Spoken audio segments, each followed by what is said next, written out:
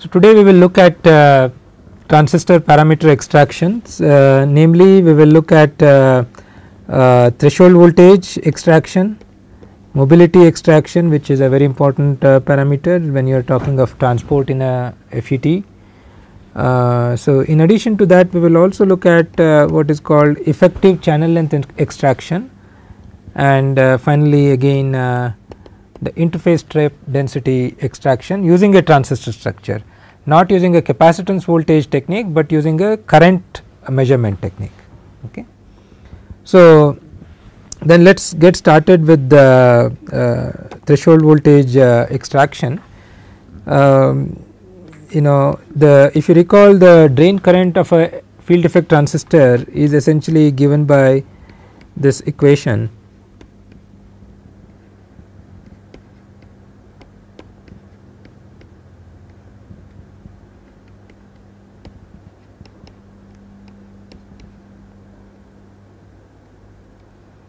Okay. So, you know, depending on again whether you are in linear region or saturation region, these currents could be approximated.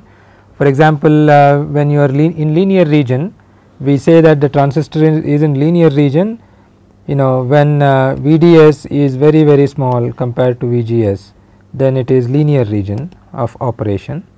Okay. In other words, in linear region, if you were to look at IDS versus VDS characteristics, you know, the current will initially increase in the linear region, and hence that is for the small VDS values, and hence the name linear region, and eventually the current will saturate. Okay. And that is when we say we have reached the saturation region. We reach a saturation region when VDS makes a transition to this value VGS minus VT. Okay. At some value of VDS, VDS becomes equal to the gate voltage that is applied on the transistor minus the threshold voltage. At that point, you know, the transistor current starts saturating, and the saturation current value is essentially obtained by substituting VDS is equal to VGS minus VT in this equation. Okay.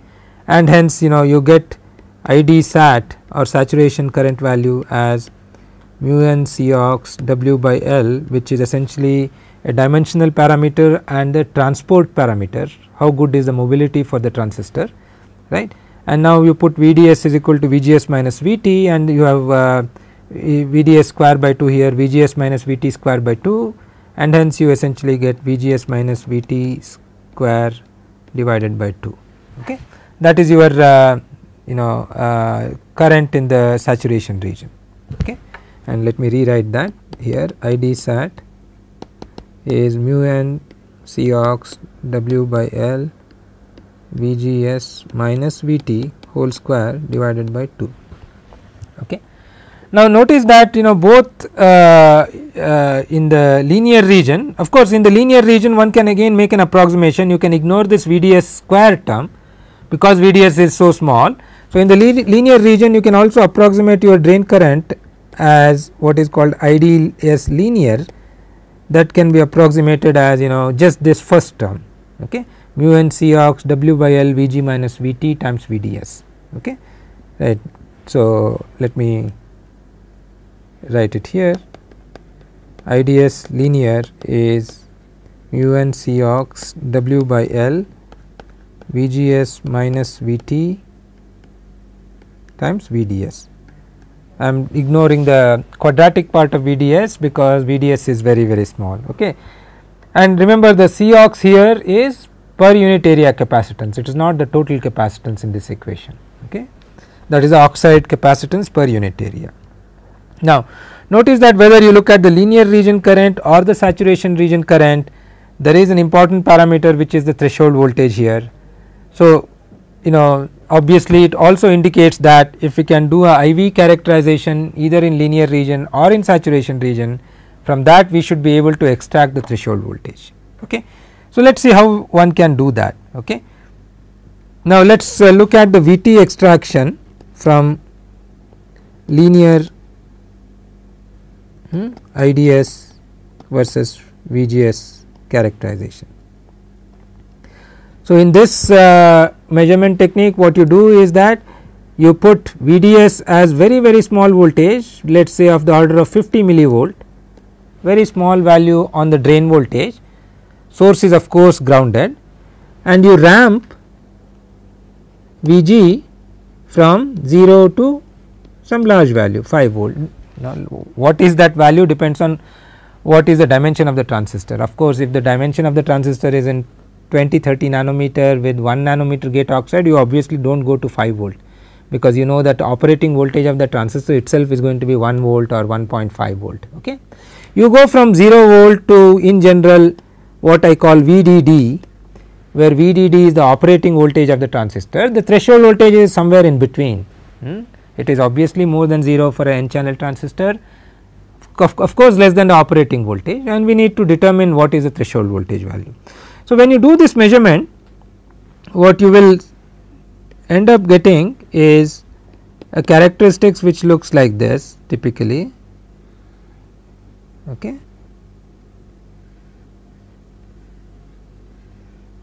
This is 0 here, almost 0. We know that sub threshold current is never 0 in a transistor, even when Vg is equal to 0, the transistor current is not 0. We have all studied that. Now, I am ramping Vg from 0 to some VDD value here. This is the maximum value that the transistor can sustain, and accordingly you have different values of the current. When I plot this in a linear scale, the current here looks very small. Okay. Now, what we also note here is that these equations that we are writing for the transistor are really valid only when the transistor is turned on, not when the transistor is off, right. Only when the transistor is on we write this current voltage equation. That is, when I approach the gate voltage value which is very close to Vt, obviously you start seeing departure from these equation, right, whether it is a linear current equation or a saturation current equation. When Vt approaches comes very close to Vgs, right, you start having departure. Okay. But if you look at the linear region current, what this indicates is that current is expected to be a linear function of Vgs when Vgs is larger than threshold voltage value. So, then what one could do is that one could look at this IDS versus VGS value and try to extrapolate this linear region behavior. This looks almost like a straight line, and say that okay, if I extrapolate it, it is as if that equation were to be true, at this value of VGS the current would go to 0, you see, and hence I would say that when I extrapolate it I get a value here, and that I call as threshold voltage. Okay. So far so good, but you see in this equation, even though you have this relationship, I said that IDS is linear function of VGS. I am making an assumption, you see here, of course VDS is constant, but I am making an assumption that WL are constant, which is obviously true, Cox is constant, which is obviously true, but more importantly I am making an assumption mobility is constant. When I am ramping this gate voltage, mobility is not changing, right, but in practice that is no longer the case. When you actually ramp the gate voltage, as you start increasing the gate voltage to larger and larger value, your mobility starts degrading. We have discussed this in one of the earlier classes, because mobility depends on large number of parameters, scattering due to interface and so on and so forth, impurity scattering for example, and it also depends on the vertical electric field. If the vertical electric field which is set up by applying a gate voltage becomes larger and larger, it will impair the free movement of electrons in the lateral direction, right. So, mobility will not be constant. So, in other words, what you will invariably see when you do this kind of an IV measurement is that you will not really get a very nice straight line like this, but instead your IV measurement will look something like this. Okay. Of course, here it is very small current, and here you start having like this. Okay. Now, the question is, okay, I need to do the extrapolation, correct, to get the threshold voltage for when Vg is greater than Vt, but where do you want to do extrapolation? If I do a tangent here, that will give a different intercept. If I put a tangent here, that could give a different intercept, and so on and so forth, right. So, now there is this confusion in estimation of threshold voltage. Okay. So, a workaround for this is what we define as something called peak GM VT extraction. What it means is the following. Now, I have got a measurement of IDS versus VGS. Now, based on this IDS versus VGS, you also generate dIDS by dVGS versus VGS curve. What is dIDS over dVGS? It is called a transconductance of a transistor. Okay? You vary the input voltage and you look at the variation in the output current, and the variation of the output current to the variation of the input voltage has a unit of conductance, but it is defined on two different ports, output port and input port, and hence it is a transconductance. Okay. So, once I have IDS versus VGS, I can very easily create dIDS versus dVGS plot, and that will look something like this. Typically, if you actually do this in the lab, your transconductance, this is what we call GM or transconductance.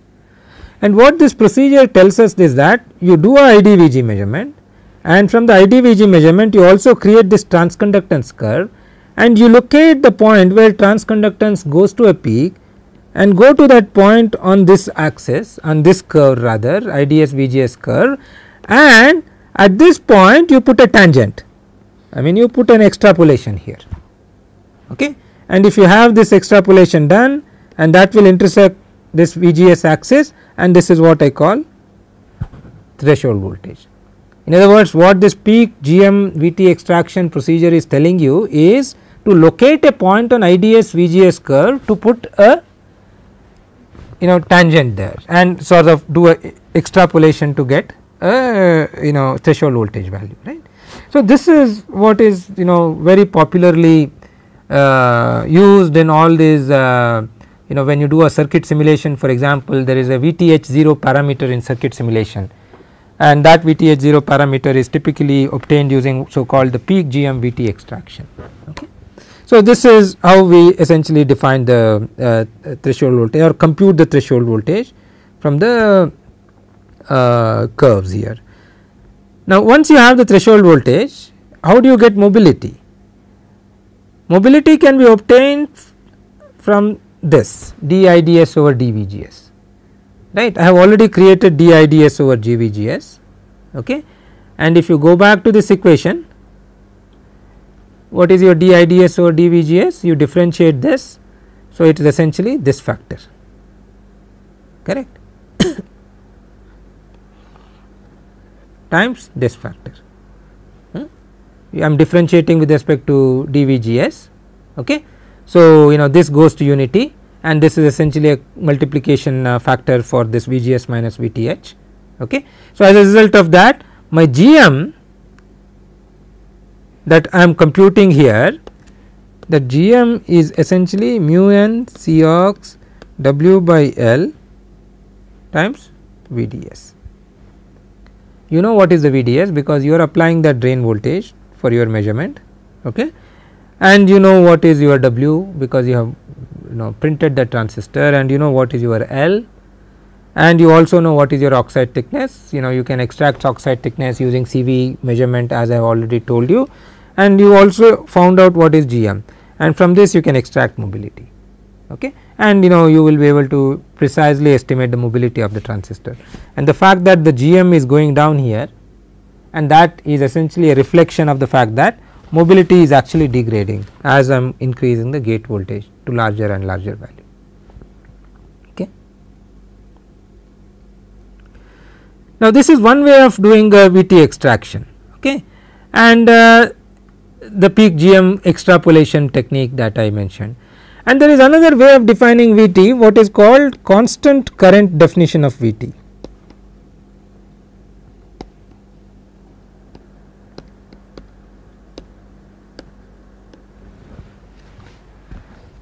What we mean by this is that rather than doing all this extrapolation, we will just say that look, when my transistor gives a current of let us say 100 nanoampere, I call that as a threshold voltage point, and that current can be chosen the way based on the experience. Okay. You can fix a current. If you were to fix a current, all you need to do is that look at that current value and go to the appropriate voltage value, and hence what is the threshold voltage value. But you see, the current is also a function of W and L of the transistor, right. So, what you do is the current that you choose, you normalize that current by W by L ratio. In other words, if your W by L of the transistor is more, you also have to multiply that current with that W by L factor, right. Only then you will be able to get the appropriate threshold voltage value using this constant current definition. In other words, what you are saying is that you are saying that I define VDS as that value. Okay, let me just okay. So, let us say I am going to define my constant current as IDS is 100 nanoampere times W by L.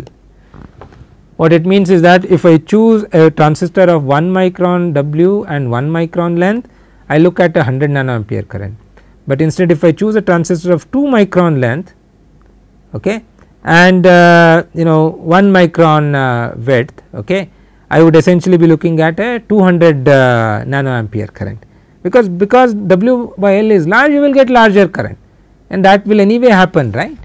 So, you need to have this factor taken into account. Okay. So, then what you do is essentially you look at your IDS versus VGS plot, and you say you have chosen this current, you know what is the W by L, and you get the right current value, and you say that okay, look, for this transistor, whenever I have a value of this current, whatever that current I have defined, I say that this is my threshold voltage. Okay. This is another very simple way of defining a threshold voltage, right, wherein you do not have to worry about extrapolation and all that.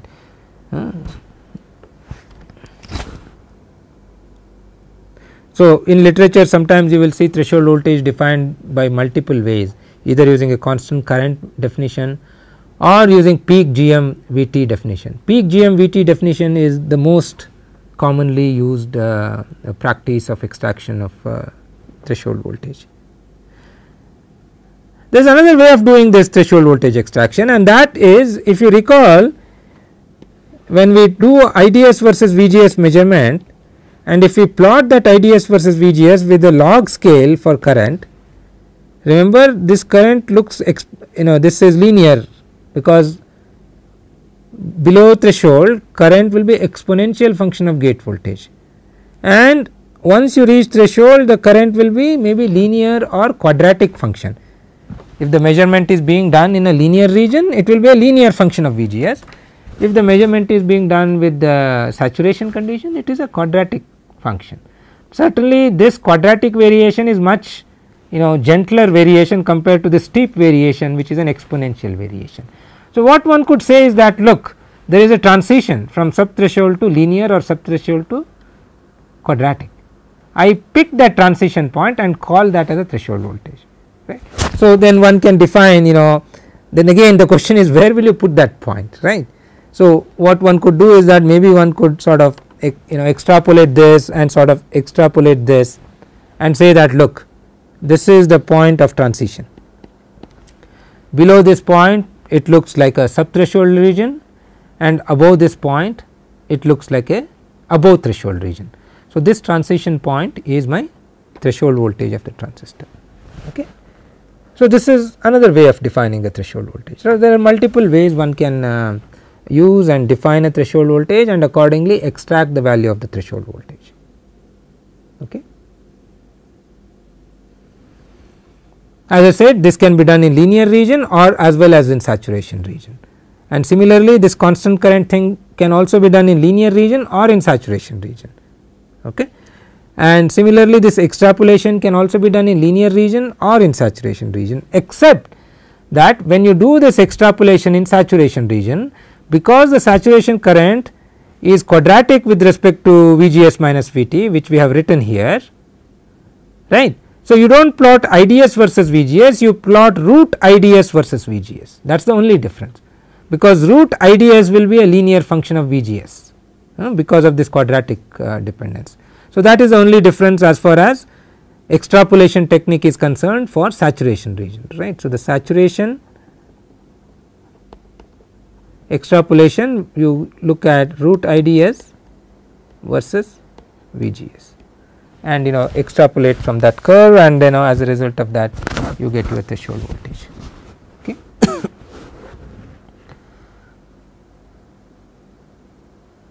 And in order to get mobility, this is the technique, right. You essentially obtain dID over dVGS, and from that you can extract transconductance, and from transconductance you get the mobility. Okay. Right. And even to get when we did that, we said that I know Cox because I have computed that Tox from capacitance voltage measurement, right. You need not do that on a MOS capacitor, you can do that CV measurement on a transistor itself, and once you do the CV measurement on transistor you can get the Cox, and you can use that Cox in this computation and you can get the mobility. Okay. Fine. So, the next important thing that we need to find out is what is called L effective or effective channel length.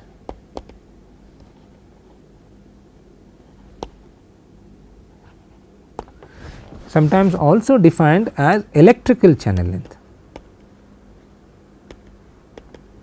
Okay. Now, first of all let us understand why is it different from physical channel length. So, now if you look at the transistor, remember that I have this gate, and this is what we call gate length, which is LG. LG is different from L effective, you see, and then what do? You do the ion implantation, and there is a diffusion, and eventually your junctions will be formed. Okay. N plus and N plus, correct. And when we say L effective, what we are saying is the following. I have made this transistor with certain printed gate length, which you can always measure if you put this transistor under a electron microscope, if it is a nanometric transistor, right, and you can actually see how wide is the gate. Okay. Physically you can look at it, and then you have the junctions. But eventually when you are doing the transistor action by applying the gate voltage, you are only varying the conductivity in this region, you see. So, this is your effective transistor length which is being modulated, only the conductivity of this region is being modulated. You cannot modulate the conductivity of this region, not this region, because it is so heavily doped. This is a P region, and this P region conductivity is being modulated by applying an appropriate voltage on the gate terminal.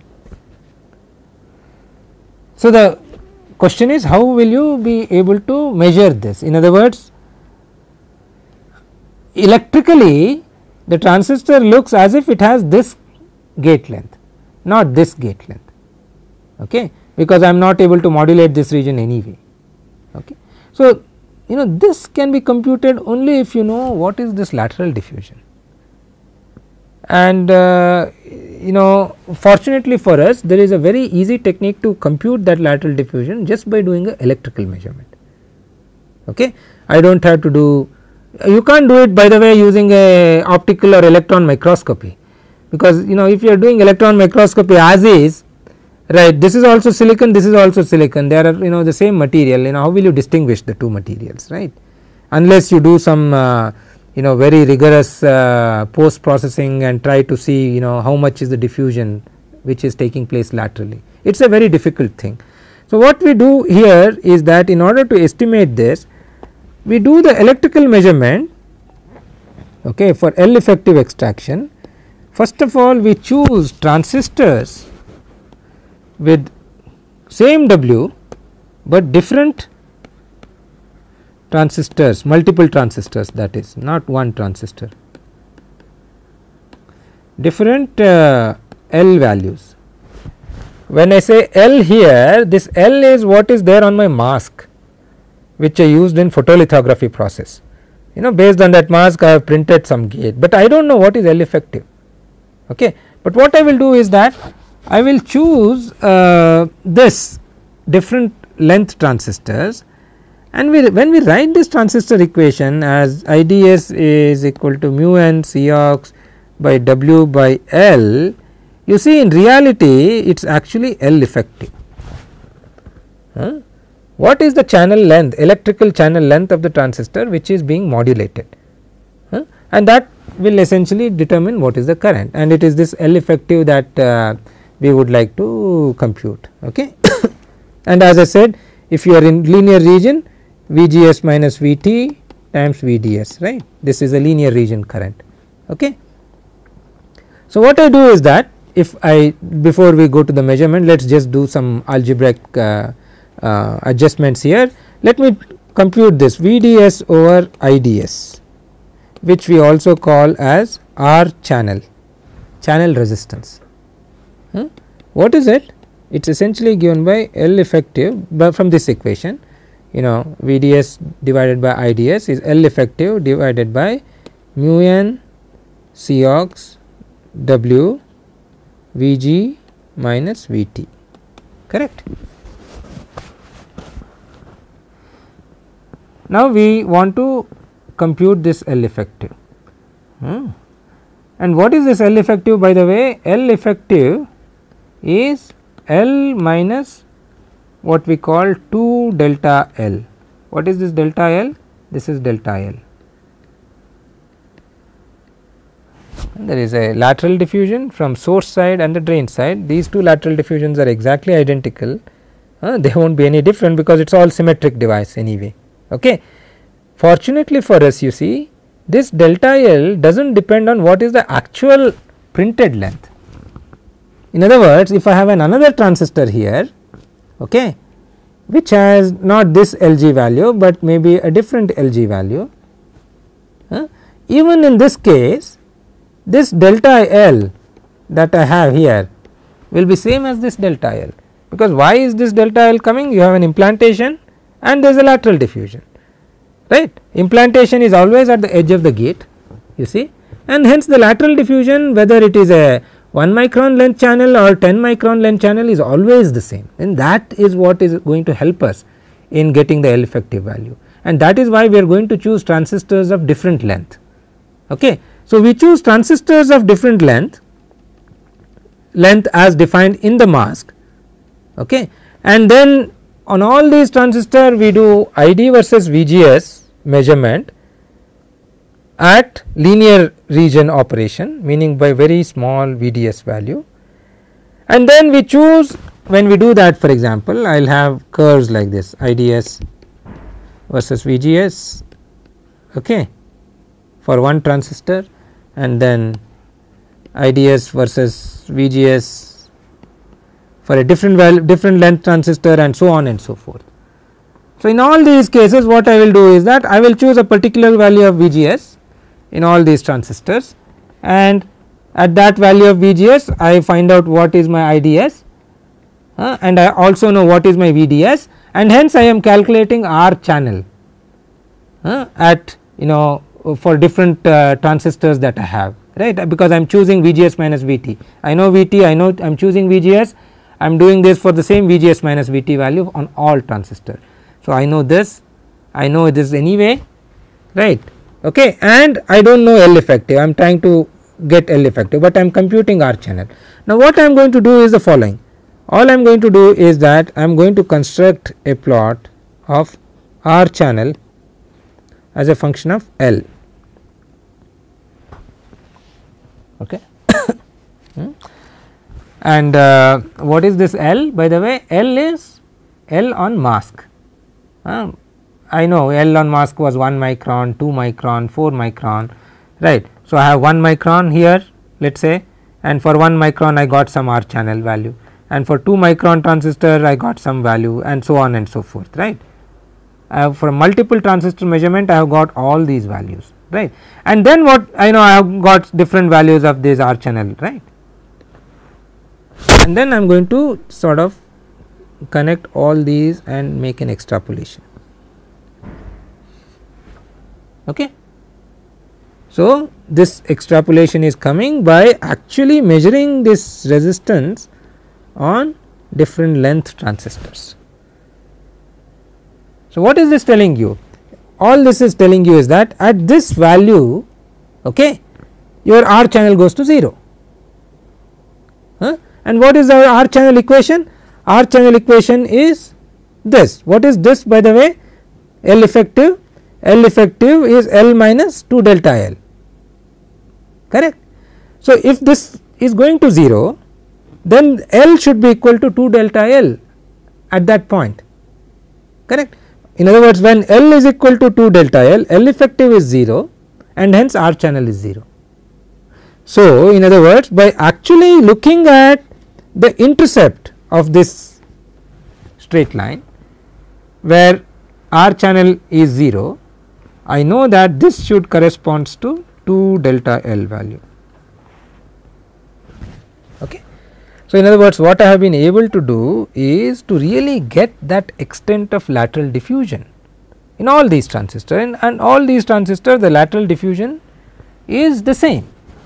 Now, then if I want to get L effective for 1 micron transistor, I am going to subtract 1 minus this 2 delta L value, that is my L effective, and L effective for this is again 2 minus this value, and so on and so forth. Okay.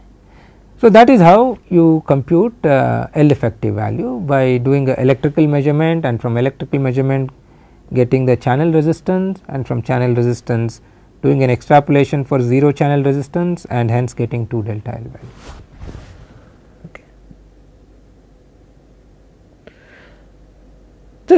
This was quite okay, in older generation technology, but in new generation technology there is a problem with this technique, and that problem is the following, right, and that is I made an approximation. I told you that I do this IDS VDS measurement and I do VDS over IDS, and that gives me channel resistance, but in reality it not only gives the channel resistance, but it gives this channel resistance in series with the parasitic resistance, correct, because the way we have discussed this, there is a parasitic resistance here, there is a parasitic resistance here, and eventually your drain contact is coming here, this is where you are applying drain voltage, and your source contact is coming here, this is where you apply source voltage.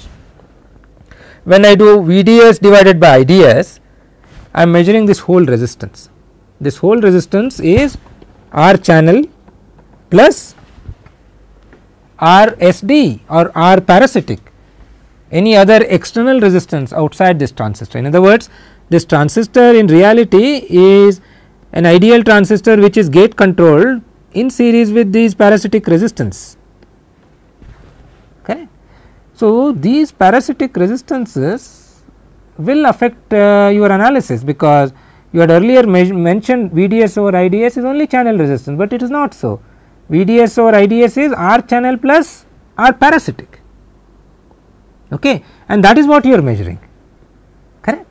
So, then what will you do, right? How will you extrapolate this curve and get the L effective, right? So, there is a very interesting technique. So, that is now L effective measurement in presence of, I will say, R parasitic.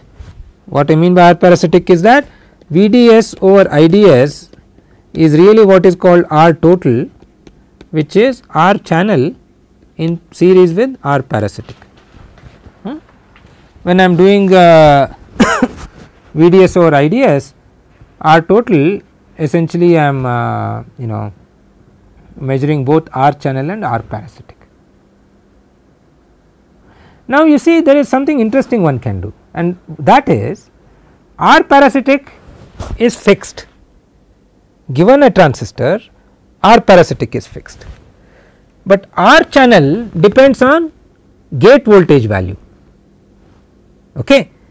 You see what has happened is that there is a new variable that has come in. If I have to get rid of this new variable, I need another knob to play. So, what I do is the following. Earlier I was constructing this graph for only one value of Vg, but now I will construct this graph for multiple values of Vg.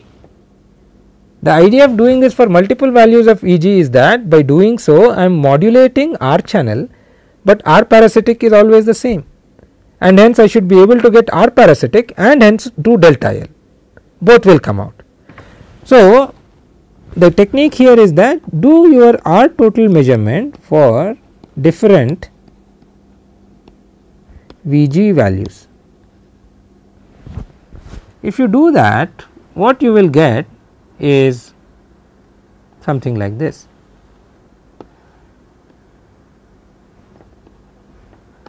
Again I am plotting for different length transistor, again I choose 4 or 5 different length transistor. Now, what I am plotting on the y axis is total measured resistance. I do it at one value of the gate voltage, you get a curve which looks like this. Let us say this is for Vg equal to 4 volt. I do it for another value of gate voltage, that probably will look like this, and let us say this is Vg equal to 3 volt. Okay. And you do it for another value of the gate voltage, you will essentially get a curve which would probably look something like this. Let us say this is Vg equal to 1 volt. Okay. Very interestingly, all these curves will intersect at some point here. What are you doing here really? Vg equal to 4 volt, your R parasitic is constant, R channel has certain value. When I decrease the Vg value, R channel increased, because Vg is decreasing and there are not as many electrons, and I am modulating R channel, but R parasitic stays as it is, right. That is why the resistance increases here for a given channel length transistor, right. Remember, I am doing all these measurements for different values of the channel lengths, right, and there is one transistor with this channel length, another transistor with this channel length, okay. And I have really constructed these transistors and I am doing these measurements on multiple transistor, and from there I am extrapolating. But I am not going to look at this point, but I am going to look at this point, because this is the point of interest for me. What this is going to tell you is that the fact that all of them meet here, that is what is your parasitic resistance, R parasitic resistance. Parasitic resistance constant here at this value, and in fact at this value your R channel is 0. That is why all of those are giving your constant resistance, you see, that is why all of them are really meeting at this point. If you look at this equation, when R channel is 0, R total is R parasitic, and R parasitic is same no matter what is the length of your transistor, it is not going to change, and hence all of them start from this point. Beyond this, you see, as you start applying different gate voltages for the same parasitic value of the resistance, R channel here is much lower for this transistor at 4 volt compared to 3 volt, and hence I get this curve at 4 volt, this curve at 3 volt, this curve at 1 volt, and that is why all of them meet at this value, and this is R parasitic and this is 2 delta L. Okay. Now, even though the transistor has lot of parasitic resistance, I can simultaneously get the value of parasitic resistance as well as the lateral diffusion that has happened, and once you get 2 delta L for all these transistor, I go back and subtract this 2 delta L and get L effective, right. So, this is a very interesting way of getting a electrical channel length, and this is important because once you make transistors in large number of chips, it is very difficult for every transistor's length to be measured optically or using electron microscopy, but electrical measurements are very fast and non-destructive, right. So, by doing this electrical measurement you can actually do a lot of analysis on these transistors. Okay. So, one last topic that we will look at today is to measure the DIT or interface traps. Okay, from transistors. Okay. That is using IV measurement, some kind of a current voltage characteristics measurement. And in fact, I must tell you, the way this was discovered was really a serendipity. I mean, in fact, people who were doing measurement on transistors for some digital application. What you do, you essentially apply a pulse or a square wave kind of a voltage, zeros and ones is what is applied to the gate voltage, right. And you would typically expect that you apply some source voltage, you apply from drain voltage, you have some current going from source to drain. But during such measurement, when you were applying AC waveform on the gate, there was some kind of a current that was measured at the substrate terminal. Okay. And this was at the beginning very unusual. It is important that if you are doing some experiments, if you get unusual resistance, sometimes it may be beneficial to really sort of do more analysis on that unusual result. Okay. That may have some very interesting observation hidden there. Okay. And eventually it was discovered that the current that comes at the substrate, which was unexpected, is really due to the interface traps. And more specifically, if the interface trap density was very high, the current was very high, and if the interface trap density was very low, the current was also very low. In other words, the current was directly proportional to interface trap density, right. So, this turned out to be a very surprising and a very useful technique. Okay. Now, let us look at what is happening really. In terms of the experimental setup, it is a very simple experimental setup. So, what you do is the following. I have a transistor,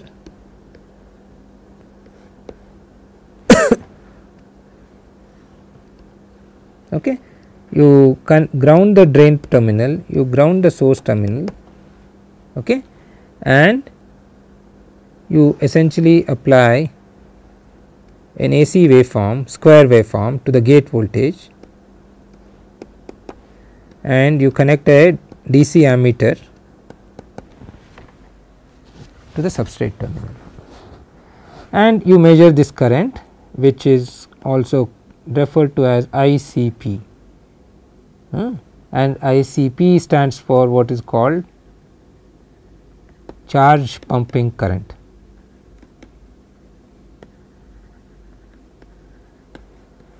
Okay. So, what happens here? There is a certain condition here. Vg is being ramped, you see, Vg as a function of time, this is done over time, right. This Vg essentially is going between V high and V low. There is an important condition to do this charge pumping measurement, and that is V high should be greater than Vt and V low should be less than VFB, where VFB is the flat band voltage of the transistor and Vt is the threshold voltage of the transistor. Okay. This is an important condition. Let us say we satisfy this condition, then what happens? Let us do this analysis. If my gate voltage is at VH level, because VH is greater than Vt, the entire transistor will be inverted, correct. So, it will have large number of electrons. Okay. So, let us do that analysis here for Vg is equal to Vh, which is greater than Vt. What you have here is large number of electrons. These are all electrons. We will also look at the band picture in a minute. Okay, why do not we just do that here. So, if you were to do the band diagram here, what will happen for the band diagram? If this is your oxide, you applied a positive voltage to the oxide, and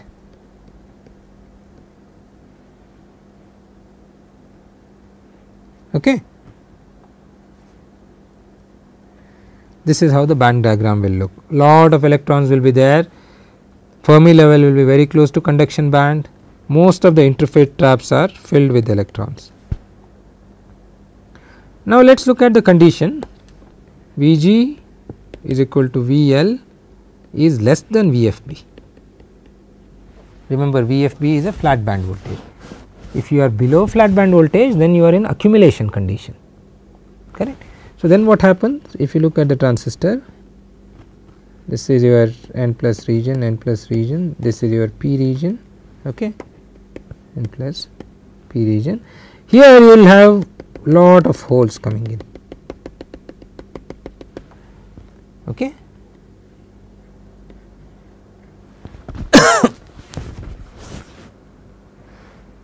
Now, if you were to look at this band diagram will probably look something like this.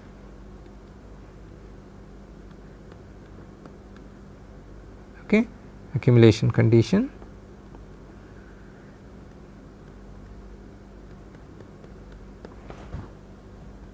Okay, but how did I go from high to low? I went from high to low with a pulse which has, let us say for the discussion for the time being, 0 fall time is 0. From high to low I have come down instantaneously. When I came down instantaneously from high to low, what would happen? Just think about it. Of course, holes will come and accumulate because P is a majority carrier, lot of holes are available, they will come and just accumulate at the interface.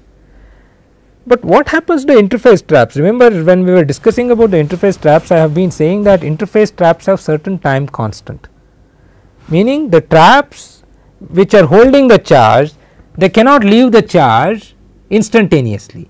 The time constant may be from for fast interface traps, it could be from microsecond to millisecond. Okay. I am saying that I am doing this transition at instantaneously, fall time is 0.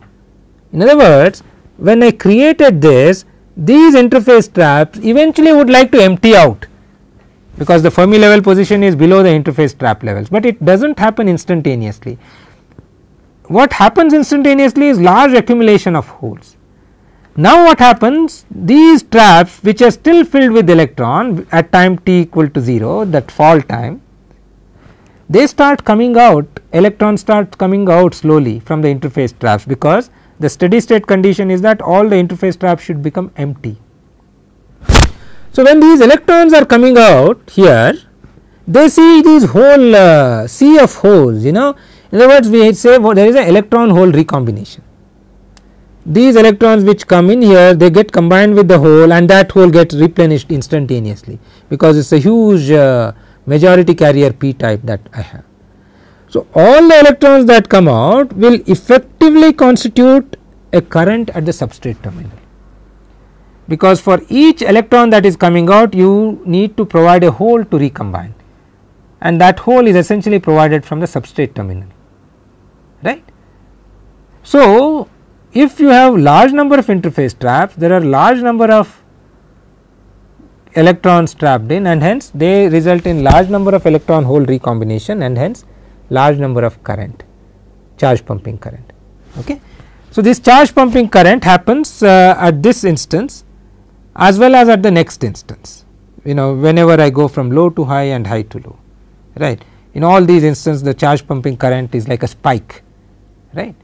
And what I do is an integration of this, I average it out, that is why I have a DC ammeter here, right. I measure the total current. If your frequency is f, that sort of averages out over that frequency that you have.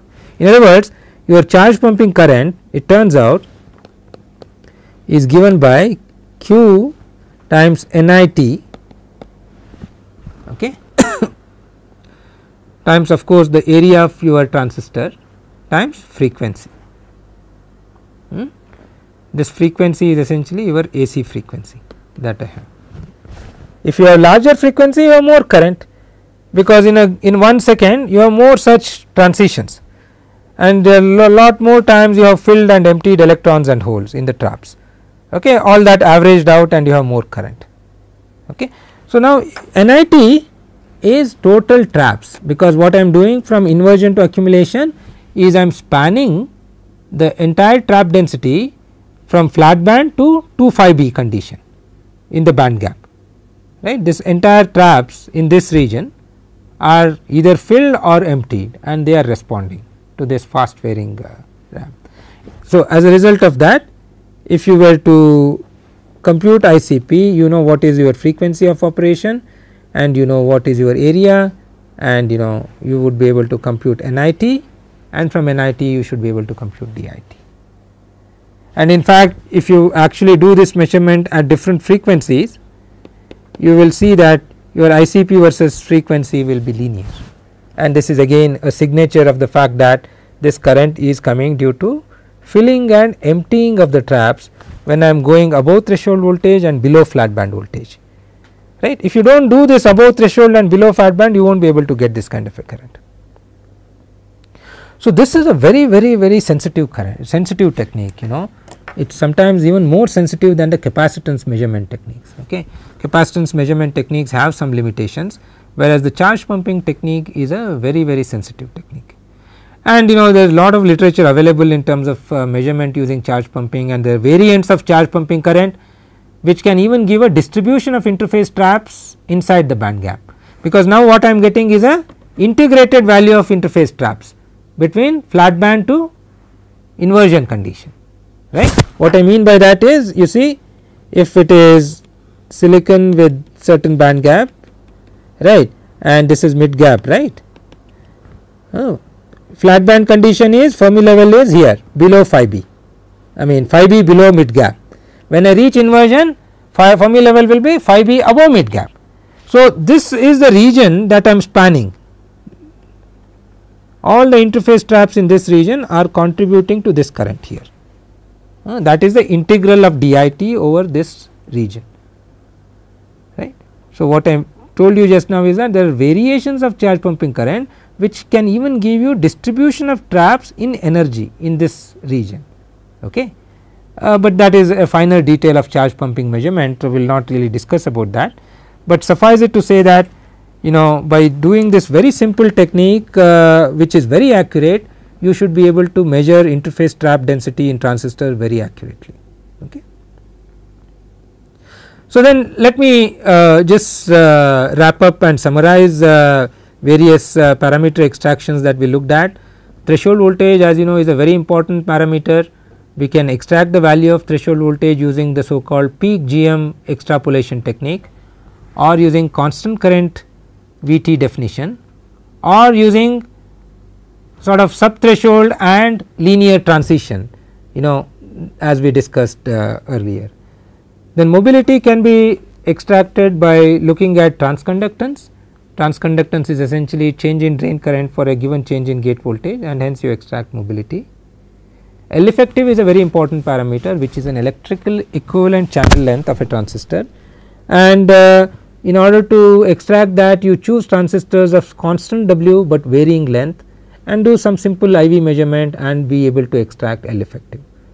And finally, charge pumping is a very powerful technique to extract interface trap density. Okay. So, let us stop at that.